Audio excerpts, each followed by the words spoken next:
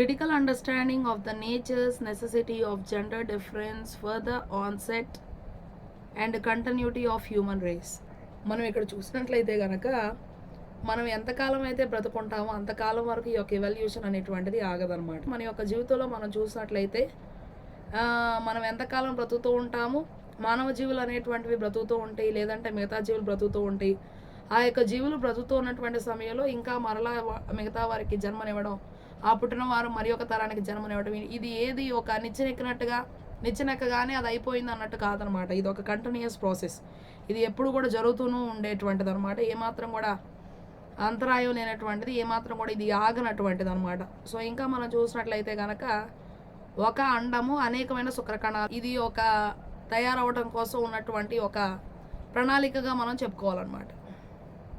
ఇంకా మనం చూసినట్లయితే కనుక ఈ యొక్క ప్రొడక్షన్లో మనం చూసినట్లయితే ఈ యొక్క అండం అనేటువంటిది మంచిగా బలంగా ఉన్నటువంటి, ఆరోగ్యంగా ఉన్నటువంటి, ప్రత్యేకంగా ఉన్నటువంటి ఒక శుక్రకణం మాత్రమే ఈ యొక్క అండానికి దగ్గరగా ఉన్నటువంటిది. అండాన్ని చేరుకోవడం ద్వారా ప్రత్యుత్పత్తి అనేటువంటిది జరుగుతుంది అనమాట. సో ఒక జీవి అనేటువంటిది ఫామ్ అవటం జరుగుతుంది అనమాట.